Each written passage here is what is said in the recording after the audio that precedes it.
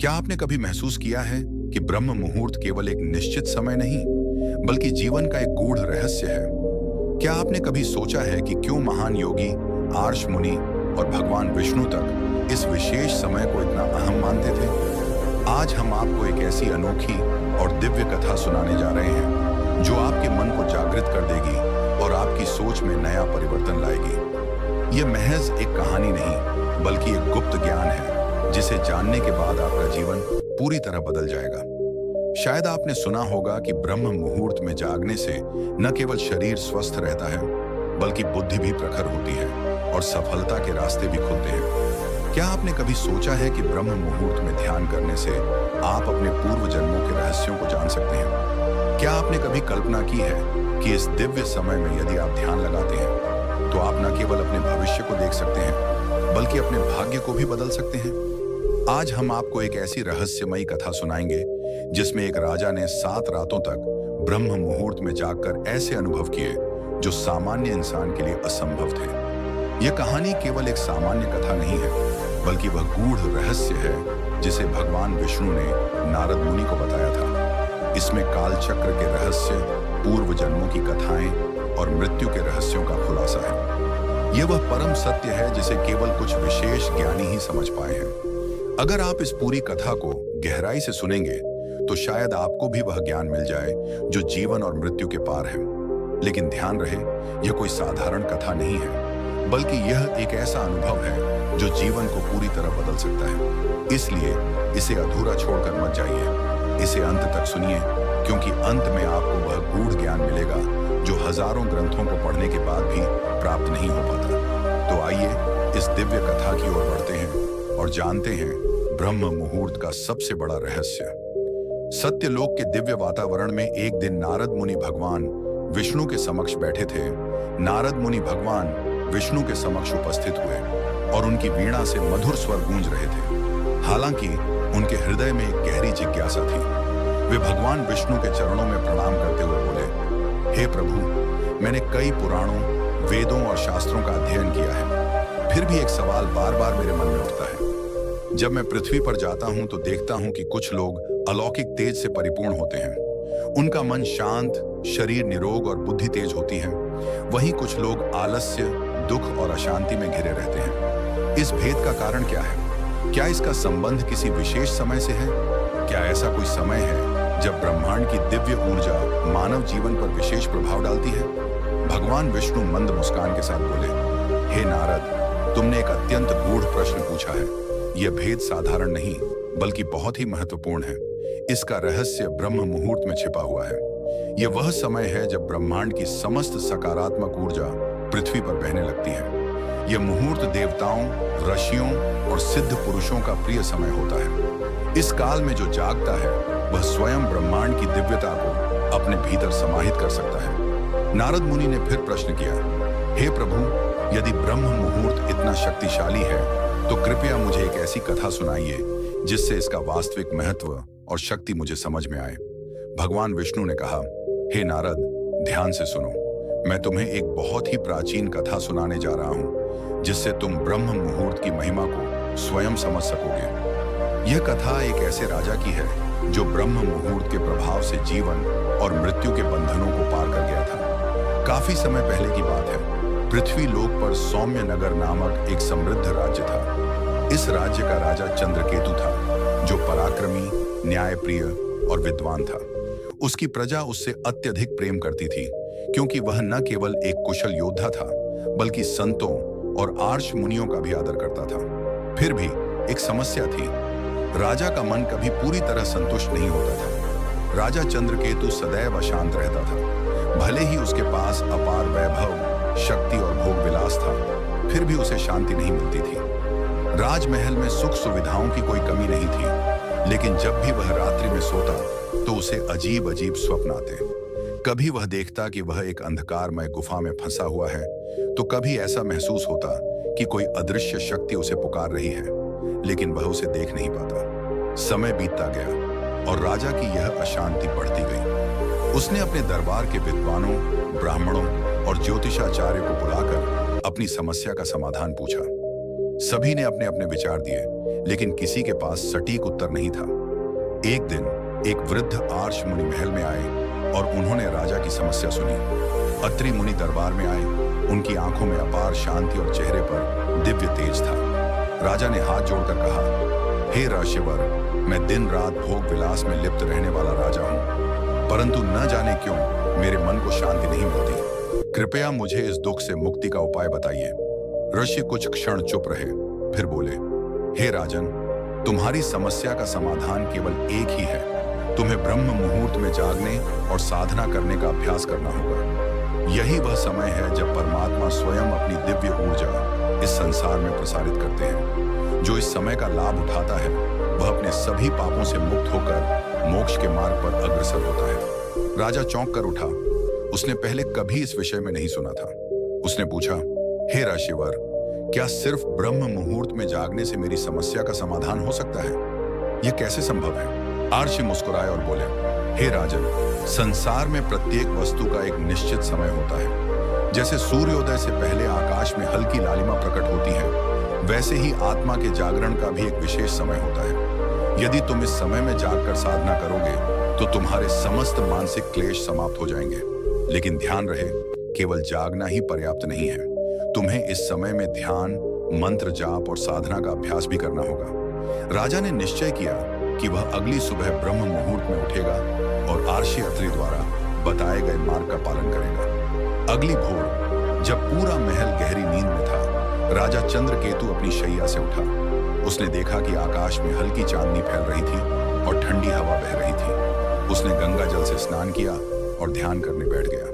पहले कुछ मिनटों तक उसका मन इधर उधर भटकता रहा। कभी राज्य की चिंताएं उसे सताने लगीं, तो कभी नींद का प्रभाव हावी हो गया। लेकिन वह हार मानने वाला नहीं था। उसने आर्षि अत्रि द्वारा बताए गए एक विशेष मंत्र का जाप किया, AUM नमो भगवते वासुदेवाय नमः। कुछ ही क्षणों के भीतर ही राजा चंद्रकेतु ने एक दिव्य शांति का अनुभव करना शुरू किया। जैसे जैसे वह मंत्र का जाप करता गया, वैसे वैसे उसका चित्त स्थिर और शांति से भरता गया।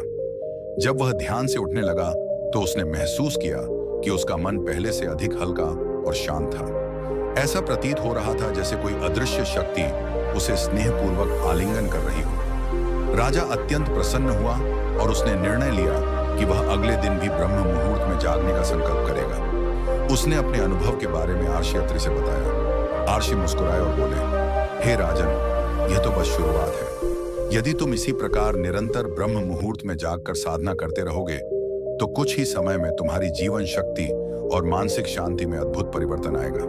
राजा चंद्रकेतु ने चकित होकर पूछा, हे ऋषिवर, ये दिव्य रहस्य कौन से हैं? क्या मैं इन्हें समझ सकता हूँ? ऋषि अत्रि ने एक गहरी सांस ली और बोले, इसका उत्तर मैं तुम्हें कुछ दिनों में दूंगा, लेकिन पहले तुम्हें 7 रातों तक लगातार ब्रह्म मुहूर्त में जागकर ध्यान करना होगा। यदि तुम इस परीक्षा में सफल हो जाते हो तो तुम्हें वह रहस्य मिलेगा जो समस्त संसार के लिए अत्यंत दुर्लभ है।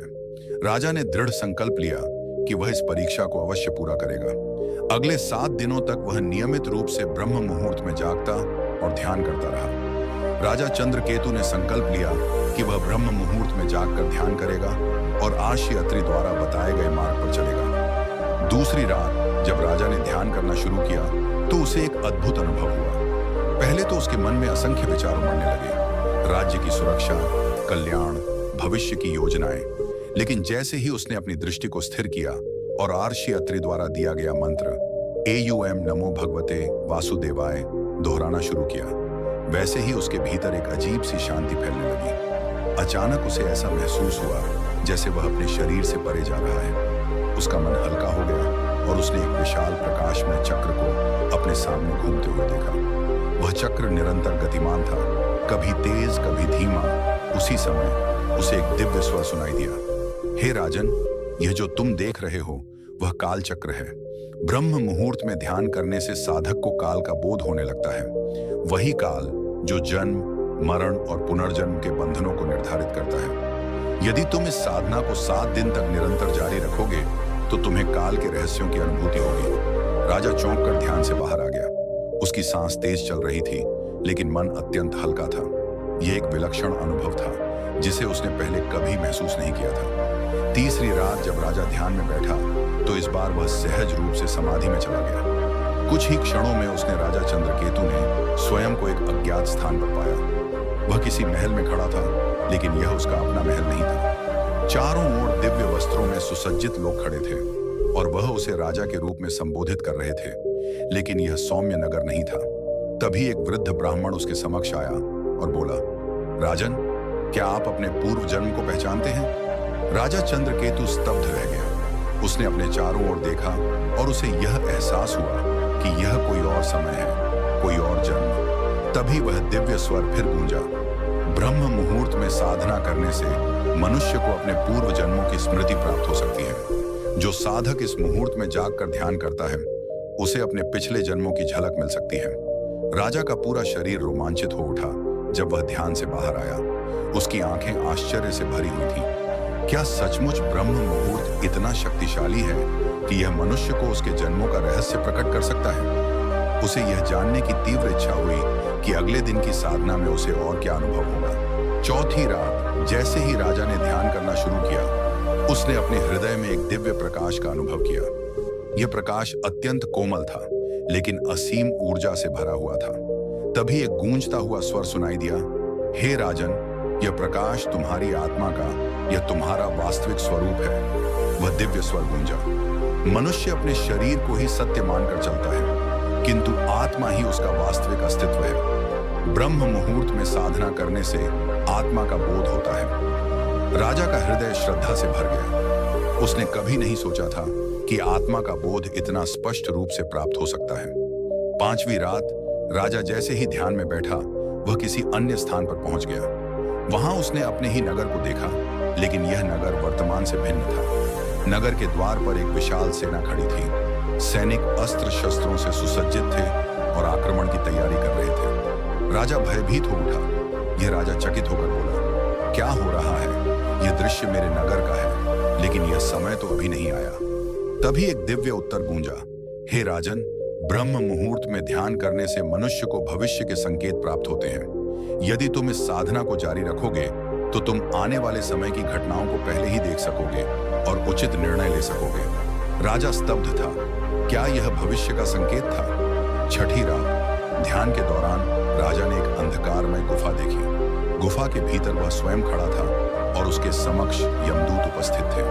हे राजन, देखो, मृत्यु कैसी होती है। मनुष्य इसे एक अंत समझता है, किंतु यह एक नया आरंभ है। जो साधक ब्रह्म मुहूर्त में राजा ने देखा कि कैसे आत्मा शरीर को छोड़कर एक दिव्य लोक में प्रवेश कर रही थी। यह एक रहस्यमय और अभूतपूर्व अनुभव था। सातवीं रात जब राजा ध्यान में बैठा, तो उसने एक विशाल आकाशीय मंडल देखा, जिसमें भगवान विष्णु स्वयं विराजमान थे। हे राजन, ब्रह्म मुहूर्त का सबसे बड़ा लाभ यह है कि साधक को परम सत्य का साक्षात्कार होता है। यह सत्य न जन्म है, न मृत्यु, न सुख है, न दुख। यह केवल शुद्ध अस्तित्व है। अहम ब्रह्मास्मि। राजा चंद्रकेतु की आंखों से अश्रु बहने लगे। जब वह ध्यान से उठा तो उसकी आत्मा पूरी तरह बदल चुकी थी। अब वह जान चुका था, राजा चंद्रकेतु अब यह जान चुका था कि ब्रह्म मुहूर्त केवल एक समय नहीं, बल्कि आत्मा की मुक्ति का द्वार है। अगली सुबह राजा ने आर्षि अत्रि को अपने अनुभव सुनाए। आर्षि मुस्कुराए और बोले, हे राजन, अब तुम ब्रह्म मुहूर्त का वास्तविक महत्व समझ चुके हो। यदि समस्त मनुष्य इस समय में जागकर साधना करें, तो वे भी इस परम सत्य को जान सकते हैं। लेकिन ध्यान रहे, यह मार्ग कठिन है। धैर्य और समर्पण की आवश्यकता है। राजा ने प्रण लिया कि वह जीवन भर ब्रह्म मुहूर्त में जागकर ध्यान करेगा और अपनी प्रजा को भी इस दिव्य ज्ञान से परिचित कराएगा। यह कथा हमें यह सिखाती है कि ब्रह्म मुहूर्त में साधना करने से हम अपने जीवन में शांति, शक्ति और आत्मज्ञान पा सकते हैं। लेकिन इसके लिए हमें समर्पण और निरंतरता की आवश्यकता होती है। साधना करने से मन की शांति प्राप्त होती है, काल चक्र और पूर्व जन्मों का ज्ञान होता है, आत्मा का बोध होता है, भविष्य के संकेत मिलते हैं, मृत्यु का भय समाप्त होता है और परम सत्य का साक्षात्कार होता है। जो इस रहस्य को समझता है, वह जीवन और मृत्यु के बंधनों से मुक्त होकर मोक्ष के पथ पर अग्रसर होता है। तो मित्रों, यह थी ब्रह्म मुहूर्त की वह रहस्यमय कथा, जिसे जानकर राजा चंद्रकेतु का जीवन बदल गया। क्या आपने महसूस किया कि यह सिर्फ एक कहानी नहीं थी, बल्कि एक दिव्य ज्ञान था जो आपके जीवन को भी बदल सकता है? अब आप जान चुके हैं कि ब्रह्म मुहूर्त केवल एक समय नहीं है, बल्कि आत्मा के जागरण और मुक्ति का एक अद्भुत अवसर है। यह वह समय नहीं है, बल्कि आत्मा की जागृति का अद्भुत क्षण है। यह वह पल है जब आप अपने भीतर छुपे रहस्यों को जान सकते हैं, अपने पूर्व जन्मों की झलक पा सकते हैं और भविष्य के संकेत देख सकते हैं। यह समय केवल योगियों और सन्यासियों के लिए नहीं है, बल्कि हर उस व्यक्ति के लिए है जो अपने जीवन में उन्नति, शांति और सफलता चाहता है। लेकिन मित्रों, यह ज्ञान तभी प्रभावी होगा जब आप इसे अपने जीवन में अपनाएंगे। सिर्फ सुन लेने से कुछ नहीं होगा। क्या आप तैयार हैं? क्या आप प्रतिज्ञा करते हैं कि कल से नहीं, अभी से आप ब्रह्म मुहूर्त में उठकर इस साधना को अपनाएंगे? अगर हाँ, तो कमेंट में अपना संकल्प व्यक्त करें। लिखिए, मैं ब्रह्म मुहूर्त की शक्ति को अपनाने के लिए तैयार हूं। यह सिर्फ शब्द नहीं होंगे, बल्कि आपकी आत्मा के जागरण का संकल्प होगा। यदि आपको यह कथा पसंद आई हो, तो इसे अधिक से अधिक लोगों तक पहुंचाएं, क्योंकि जब यह ज्ञान फैलता है, तभी अज्ञान का अंधकार मिटता है।